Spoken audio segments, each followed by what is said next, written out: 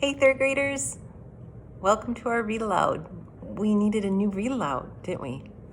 And so I am going to read to you this week Judy Blume's Tales of a Fourth Grade Nothing. It'll get us prepared for fourth grade for next year, right? Have you ever had a younger sibling that's kind of difficult to deal with? Well, in this story, Peter, our main character, has a little brother, and his name is Fudge. That's not really his name. His name is really Farley Drexel Hatcher. But you can only imagine with a nickname like Fudge what happens when he and his older brother Peter are together. Lots of interesting adventures. So sit back, relax. We're going to be reading the first 3 chapters of our story today. So here we go. Judy Blume's Tales of a Fourth Grade Nothing. Chapter 1. The Big Winner. I won dribble at Jimmy Fargo's birthday party. All the other guys got to take home goldfish in little plastic bags. I won him because I guessed there were 348 jelly beans in Mrs. Fargo's jar. Really, there were 423, she told us later. Still, my guess was closest. Peter Warren Hatcher is the big winner, Mrs. Fargo answered. At first, I felt bad that I didn't get a goldfish, too. Then Jimmy handed me a glass bowl. Inside, there was some water and 3 rocks. A tiny green turtle was sleeping on the biggest rock. All the other guys looked at their goldfish. I knew what they were thinking. They wished they could have tiny green turtles, too. I named my turtle Dribble, while I was walking home from Jimmy's party. I lived at 25 West 68th Street. It's an old apartment building, but it's got one of the best elevators in New York City. There are mirrors all around. You can see yourself from every angle. There's a soft cushioned bench to sit on if you're too tired to stand. The elevator operator's name is Henry Bevelheimer. He lets us call him Henry because Bevelheimer is very hard to say. Our apartment's on the 12th floor, but I don't have to tell Henry. He already knows.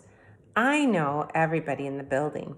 He knows everybody in the building. He's that smart. He even knows I'm 9 and in the 4th grade. I showed him Dribble right away. I won him at a birthday party, I said. Henry smiled. Your mother is going to be surprised. Henry was right. My mother was really surprised. Her mouth opened when I said, just look at what I won at Jimmy Fargo's birthday party. I held up my tiny green turtle. I've already named him Dribble. Dribble, isn't that a great name for a turtle? My mother made a face. I don't like the way he smells, she said. What do you mean? I asked. I put my nose right down close to him. I didn't smell anything but turtle. So Dribble smells like turtle, I thought. Well, he's supposed to. That's what he is. And I'm not going to take care of him either, my mother added. Of course you're not, I told her. He's my turtle, and I'm the one who's going to take care of him. You're going to change his water and clean out his bowl and feed him and all of that, she asked. Yes, I said, and even more, I'm going to see to it that he's happy. This time my mother made a funny noise, like a groan. I went into my bedroom. I put Dribble on top of my dresser. I tried to pet him and tell him he would be happy living with us, but it isn't easy to pet a turtle.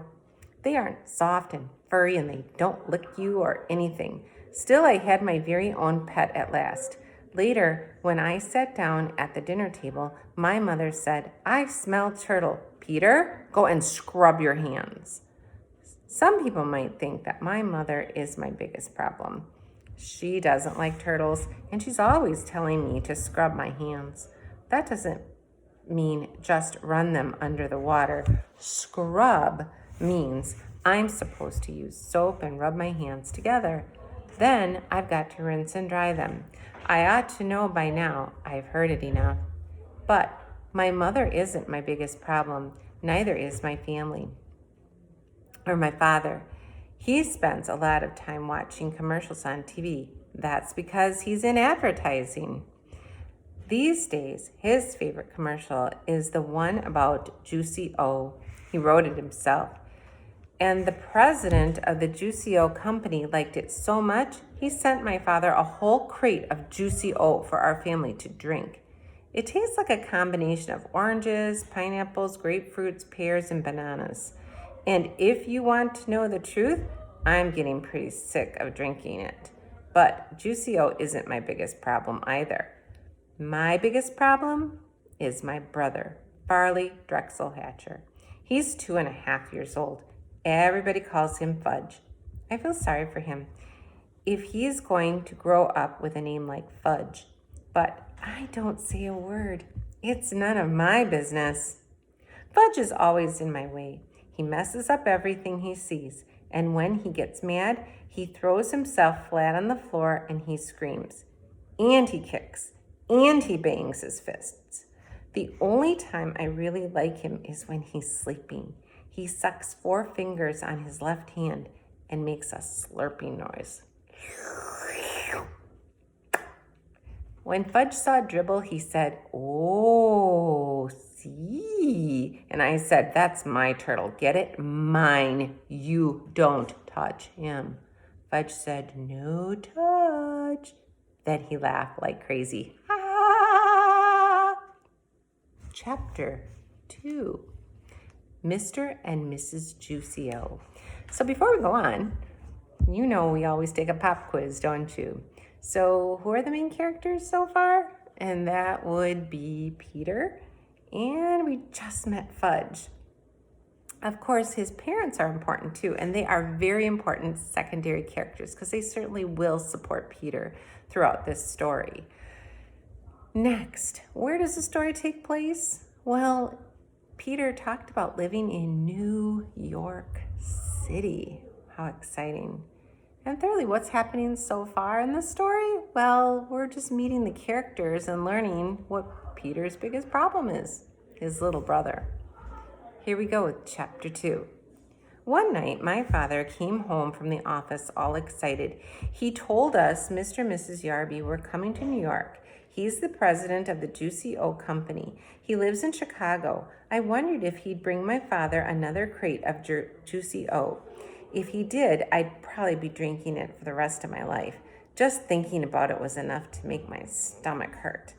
My father said he invited Mr. and Mrs. Yarby to stay with us. My mother wanted to know why they couldn't stay at a hotel like most people who come to New York. My father said they could, but he didn't want them to. He thought they'd be more comfortable staying with us. My mother said that was about the silliest thing she'd ever heard. But she fixed up Fudge's bedroom for our guests. She put fancy sheets on it and a brand new blanket on the hide-a-bed. That's a sofa that opens up into a bed at night. It's in Fudge's room because that used to be our den. Before he was born, we watched TV in there, and lots of times Grandma slept over on the hide-a-bed. Now we watch TV right in the living room, and Grandma doesn't sleep over very often. My mother moved Fudge's crib into my room. He's going to get a regular bed when he's 3, my mother says. There are a lot of reasons I don't like to sleep in the same room as Fudge. I found that out 2 months ago when my bedroom was being painted. I had to sleep in Fudge's room for 3 nights because the paint smell made me cough. For one thing, he talks in his sleep, and if a person didn't know better, a person could get scared. Another thing is that he slurps. It's true that I like to hear it when I'm awake, but when I'm trying to fall asleep, I like things very quiet. When I complained about having to sleep with Fudge, my mother said, "It's just for 2 nights, Peter." "I'll sleep in the living room," I suggested, "on the sofa or even a chair." "No," my mom said. You will sleep in your bedroom, in your own bed. There was no point in arguing. Mom wasn't going to change her mind. She spent the day in the kitchen. She really cooked up a storm. She used as many pots and pans as she had, and Fudge didn't have any left to bang together. And that's one of his favorite pastimes, banging pots and pans together. A person can get an awful headache listening to that racket. Right after lunch, my mother opened up the dinner table. We don't have a separate dining room. When we have company for dinner, we eat in one end of the living room. When Mom finished setting the table, she put a silver bowl filled with flowers right in the middle. I said, "Hey, Mom, it looks like you're expecting the president or something." "Very funny, Peter," my mother answered.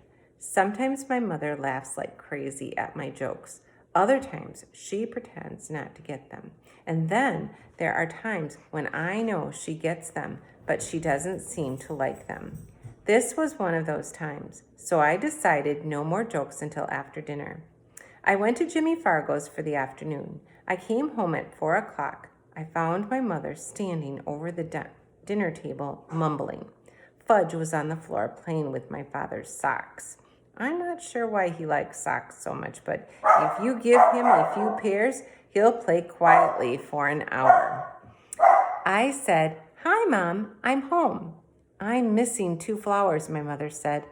I don't know how she noticed that 2 flowers were missing from her silver bowl, because there were at least a dozen of them left. But sure enough, when I checked, I saw 2 stems with nothing on them. "Don't look at me, Mom," I said. "What would I do with 2 measly flowers?" So we both looked at Fudge. "Did you take Mommy's pretty flowers?" my mother asked him. "No take," Fudge said. He was chewing on something. "What's in your mouth?" my mother asked. Fudge didn't answer. "Show Mommy." No show, Mommy," Fudge said. "Oh, yes." My mother picked him up and forced his mouth open. She fished out a rose petal. "What did you do with Mommy's flowers?" She raised her voice. She was really getting upset. Fudge laughed. "Yay!" "Tell Mommy." "Yum," Fudge said. "Yummy, yummy, yummy." "Oh, no," my mom cried, rushing to the telephone. She called Dr. Cohn. She told him that Fudge had eaten 2 flowers. Dr. Cohn must have asked what kind, because my mother said roses. I think, but I can't be sure. One might have been a daisy. There was a long pause while my mother listened to whatever Dr. Cohn had said. Then my mother said, "Thank you, Dr. Cohn," and she hung up. "No more flowers," she told Fudge. "You understand?" "No more," Fudge repeated. "No more, no more, no more." My mother gave me a spoonful of peppermint-flavored medicine, the kind I take when I have a stomachache. Then she carried Fudge off to have his bath. Leave it to my brother to eat flowers. I wondered how they tasted. Maybe they are delicious, and I don't know it because I've never tasted one, I thought. I decided to find out. I picked off 1 petal from a pink rose. I put it in my mouth and tried to chew it up, but I couldn't do it. It tasted awful. I spit it out on the garbage. Well, at least now I knew I wasn't missing anything great. Fudge ate his supper at the kitchen table before our company arrived. While he was eating, I heard my mother remind him, "Fudgy's going to bed and be a good boy tonight. Very good for Daddy's friends." "Good," Fudge said. "Good boy." "That's right," my mother told him. I changed out of my clothes and scrubbed up while Fudge finished his supper. I was going to eat with the company. Being 9 has its advantages. My mother was all dressed up by the time my father got home from the Yarbies. You'd never have guessed that my mom spent most of the day in the kitchen. You'd also never have guessed that Fudge ate 2 flowers. He was feeling fine. He even smelled nice, like baby powder. Mrs. Yarby picked him up right away. I knew she would. She looked like a grandmother. That type always makes a big deal out of Fudge. She walked into the living room, cuddling him. Then she sat down on the sofa and bounced Fudge around on her lap. "Isn't he the cutest little boy?" Mrs. Yarby said. "I just love babies." She gave him a big kiss on the top of his head. I kept waiting for somebody to tell her Fudge was no baby, but no one did. My father carried the Yarby suitcases into Fudge's room. When he came back, he introduced me to our company. "This is our oldest son, Peter," he said to the Yarbys. "I'm 9 and in the 4th grade," I told them. "How do you do, Peter?" Mr. Yarby said. Mrs. Yarby gave me a nod. She was still busy with Fudge. "I have a surprise for this dear little boy," she said. "It's in my suitcase. Should I go get it?" "Yes," Fudge shouted. "Go get! Go get!" Mrs. Yarby laughed as if that was the best joke she had ever heard. "I'll be right back," she told Fudge. She put him down and ran off to find her suitcase. She came back carrying a present tied up with a red ribbon. "Ooh," Fudge cried, opening his eyes wide. "Goody!" He clapped his hands. Mrs. Yarby helped him unwrap his surprise. It was a wind-up train that made a lot of noise. Every time it bumped into something, it turned around and went the other way. Fudge liked it a lot. He likes anything that's noisy. I said, "What a nice train." Mrs. Yarby turned to me. "Oh, I have something for you too. Peter," I reminded her. "My name is Peter." "Yes, well, I'll go get it." Mrs. Yarby left the room again. This time she came back with a flat package. It was wrapped up too with a red ribbon. She handed it to me. Fudge stopped playing with his train long enough to come over and see what I got. I took off the paper very carefully in case my mother wanted to save it, and also to show Mrs. Yarby that I'm a lot more careful about things than my brother. I'm not sure she noticed. My present turned out to be a big picture dictionary, the kind I liked when I was about 4 years old. My old one is in Fudgy's bookcase now. I don't know how much big boys read, Mrs. Yarby said, so the lady in the store said a nice book would be a good idea. A nice book would have been a good idea, I thought, but a picture dictionary, that's for babies. I've had my own regular dictionary since I was 8, but I knew I had to be polite, so I said, "Thank you very much. It's just what I always wanted." "Oh, I'm so glad," Mrs. Yarby said. She let out a long sigh and sat back on the sofa. My father offered the Yarbys a drink. Good idea, Mr. Yarby said. "What'll it be?" my father asked. "What'll it be?" Mr. Yarby repeated, laughing. "What do you think, Hatcher? It'll be Juicio. That's all we ever drink."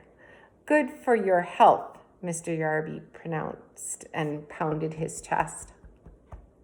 "Of course," my father said, like he knew it all along. "Juicio for everyone," my father told my mother. She went into the kitchen to get it. While my father and Mr. Yarby were discussing Juicio, Fudge disappeared, just as my mother served the Juicio. And everyone had a glass of Mr. Yarby's favorite drink. He was carrying a book, my old worn-out picture dictionary, the same one that the Yarbys had just given me. "See," Fudge said, climbing up on Mrs. Yarby's lap. "See my book?" I wanted to vanish. I think my mother and father did too. "See book?" Now Fudge held it up over his head. "I can use another one," I explained. "I really can. That old one is falling apart." I tried to laugh. "Ha ha ha ha." "Oh, it's returnable," Mrs. Yarby said. "It's silly to keep it if you already have one." She sounded insulted, like it was my fault she brought me something I already had. "Mine," Fudge said. He closed the book and held it tight against his chest. "Mine, mine, mine." "It's the thought that counts," my mother said. "It was so nice of you to think of our boys." Then she turned to Fudge. "Put the book away now, Fudgy." Isn't it Fudgy's bedtime, my father hinted. Oh, yes, I think it is, said my mother, scooping him up. Say good night, Fudgy. Good night, Fudgy, my brother said, waving at us. Fudge was supposed to fall asleep before we sat down to dinner. But just in case, my mother put a million little toys in his crib to keep him busy. I don't know who my mother thought she was fooling, because we all know that Fudge can climb out of his crib any old time he wants to. He stayed away until we were in the middle of our roast beef. Then he came in carrying Dribble's bowl. He walked right up to Mrs. Yarby. He thought she was his new friend. See, he said, holding Dribble under her nose. See, Dribble? Mrs. Yarby shrieked. Oh, I can't stand reptiles. Get that thing away from me. Fudge looked disappointed, so he showed Dribble to Mr. Yarby. See, he said. Hatcher, Mr. Yarby boomed. Make him get that thing out of here. I wondered why Mr. Yarby called my dad Hatcher.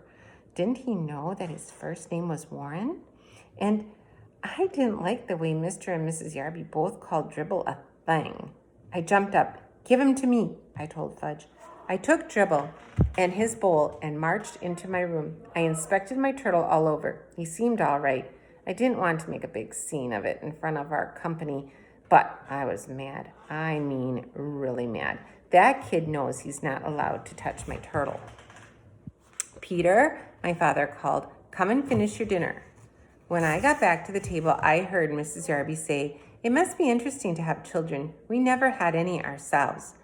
But if we did, Mr. Yarby told my father, we'd teach them some manners. I'm a firm believer in old-fashioned good manners. So are we, Howard, my father said in a weak voice. I thought Mr. Yarby had a lot of nerve to hint that we had no manners. Didn't I pretend to like their dumb old picture dictionary? If that wasn't good manners, then I don't know what is.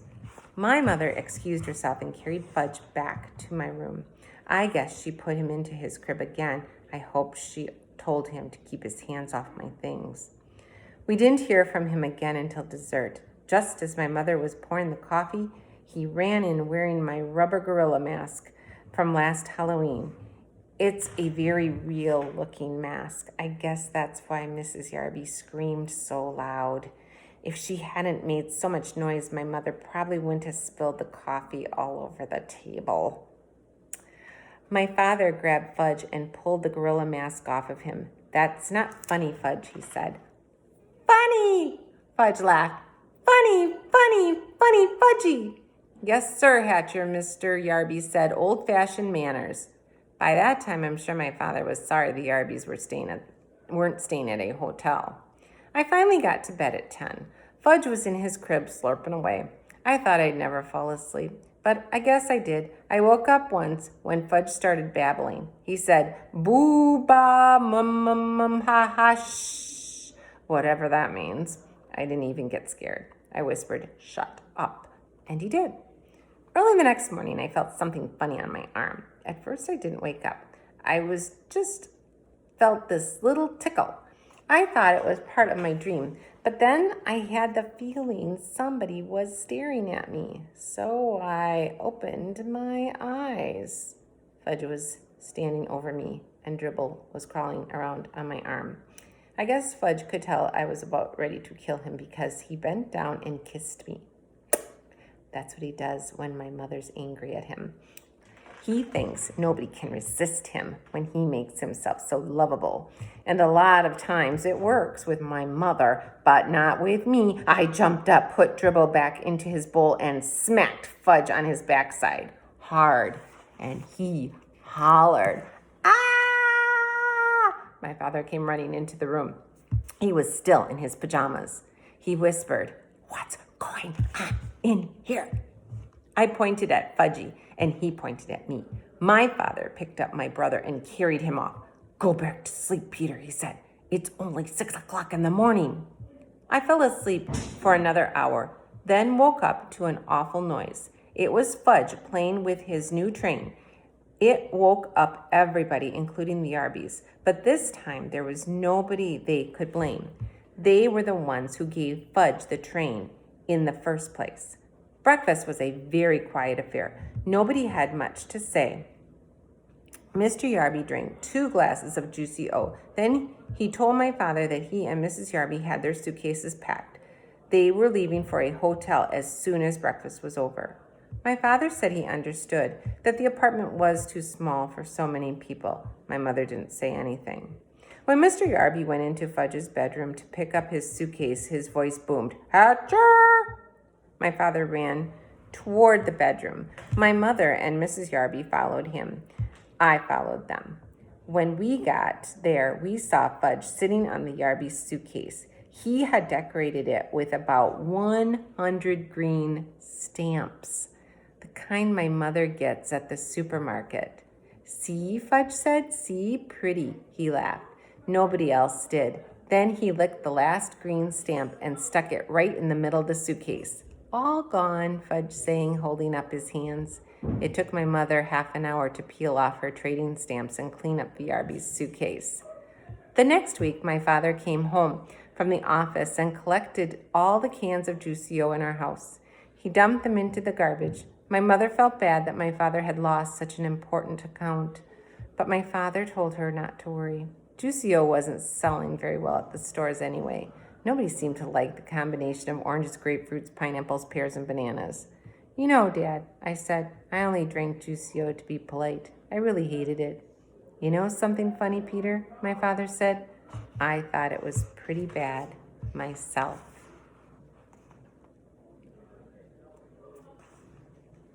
Chapter 3, The Family Dog.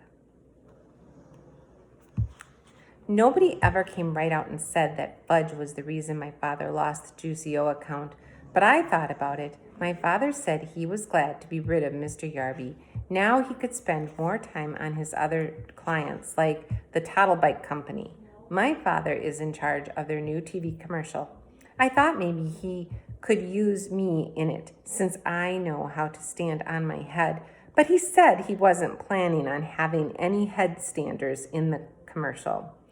My grandma taught me how to stand on my head when I spent the night at her house. I can stay up for as long as 3 minutes. I showed my mother, my father, and Fudge how I can do it right in the living room. They were all impressed, especially Fudge. He wanted to do it too, so I turned him upside down and tried to teach him, but he always tumbled over backwards. Right after I learned how to stand on my head, Fudge stopped eating. He did it suddenly.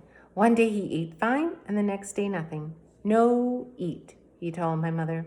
She didn't pay too much attention to him until the 3rd day, when he still refused to eat. She got upset. "You've got to eat, Fudgy," she said. "You want to grow up to be big and strong, don't you?" "No grow," Fudge said. That night my mother told my father how worried she was about Fudge, so my father did tricks for him, while my mother stood over the chair trying to get him to eat some food. But nothing worked, not even juggling oranges. Finally, my mother got the brilliant idea of me standing on my head while she fed Fudge. I wasn't very excited about standing on my head in the kitchen. The floor is awfully hard in there. But my mother begged me. She said, "It's very important for Fudgy to eat. Please help us, Peter." So I stood on my head. When Fudge saw me upside down, he clapped his hands and laughed. When he laughed, he opened his mouth. That's when my mother stuffed some baked potato into it. But the next morning, I put my foot down. No, I don't want to stand on my head in the kitchen or anywhere else, I added. And if I don't hurry, I will be late for school. "Don't you care if your brother starves?" "No," I told my mom. "Peter, what an awful thing to say." "Oh, he'll eat when he gets hungry. Why don't you just leave him alone?" That afternoon when I came home from school, I found my brother on the kitchen floor playing with boxes of cereal and raisins and dried apricots. My mother was begging him to eat. "No, no, no," Fudge shouted. He made a terrible mess, dumping everything on the floor. "Please stand on your head, Peter," my mother said. "It's the only way he'll eat." "No," I told her. "I'm not going to stand on my head anymore." I went into my room and slammed the door. I played with Dribble until supper time. Nobody ever worries about me the way they worry about Fudge. If I decided not to eat, they'd probably never even notice. That night during dinner, Fudge hid under the kitchen table. He said, "I'm a doggy. Woof, woof, woof." It was hard to eat with him under the table, pulling on my legs. I waited for my father to say something, but he didn't. Finally, my mother jumped up. "I know," she said. "If Fudge is a doggy, he wants to eat on the floor, right?" If you ask me, Fudge never even thought about that, but he liked the idea a lot. He barked and nodded his head, so my mother fixed his plate and put it under the table. Then she reached down and petted him like he was a real dog. My father said, "Aren't we carrying this a little too far?" My mother didn't answer. Fudge ate 2 bites of his dinner. My mother was satisfied. After a week of having him eat under the table, I felt like we really did have a dog. I thought how great it would be if we could trade in Fudge for a nice Cocker Spaniel. That would solve all my problems. I'd walk him and feed him and play with him. He could even sleep on the edge of my bed at night. But of course, that was wishful thinking. My brother is here to stay, and there's nothing much I can do about it. Grandma came over with a million ideas about getting Fudge to eat. She tricked him by making milkshakes in the blender. When Fudge wasn't looking, she threw in an egg. Then she told him if he drank it all up, there would be a surprise in the bottom of the glass. The first time he believed her. He finished his milkshake, but all he saw was an empty glass. There wasn't any surprise. Fudge got so mad he threw the glass down. It smashed into a million little pieces. After that, Grandma left. The next day, my mother dragged Fudge to Dr. Cohn's office. He told her to leave him alone, that Fudge would eat when he was hungry. I reminded my mother that I had told her the same thing, and for free. But I guess my mother didn't believe either one of us because she took Fudge to see 3 more doctors. None of them could find a thing wrong with my brother. One doctor even suggested that my mother cook Fudge's favorite foods. So that night, my mother broiled lamb chops just for Fudge. The rest of us ate stew. She served him the 2 little lamb chops on his plate under the table. Just the smell of them was enough to make my stomach growl. I thought it was mean of my mother to make them for Fudge and not for me. Fudge looked at his lamb chops for a few minutes, then he pushed his plate away. "No," he said, "no chops." "Fudgy, you'll starve," my mother cried. "You must eat." "No chops." "Cornflakes," Fudge said. "Want cornflakes." My mother ran to get the cereal for Fudge. "You can eat the chops if you want them, Peter," she told me. I reached down and helped myself to the lamb chops. My mother handed Fudge his bowl of cereal, but he didn't eat it. He sat at my feet and looked up at me. He watched me eat my chops. "Eat your cereal," my father said. No, eat cereal," Fudge yelled. My father was really mad. His face turned bright red. He said, "Fudge, you will eat that cereal or you will wear it." This was turning out to be fun after all, I thought. Sorry, that's the dog. Ignore him. And the lamb chops were really tasty. I dipped the bone in some ketchup and chewed away. Fudge messed around with his cereal for a minute. Then he looked at my father and said, "No, eat! No, eat! No, eat!" "Oh, the dog won't stop barking, will he? Just a moment, boys and girls." "Gus, stop." Oh, you stopped. Okay. My father wiped his mouth with his napkin, pushed back his chair, and got up from the table. He picked up the bowl of cereal in one hand and Fudge in the other. He carried them both into the bathroom. I went along, nibbling on a bone to see what was going to happen. My father stood Fudge in the tub and dumped the whole bowl of cereal right over his head. Fudge screamed. He sure can scream loud. My father motioned for me to go back to the kitchen. He joined us in a minute. We sat down and finished our dinner.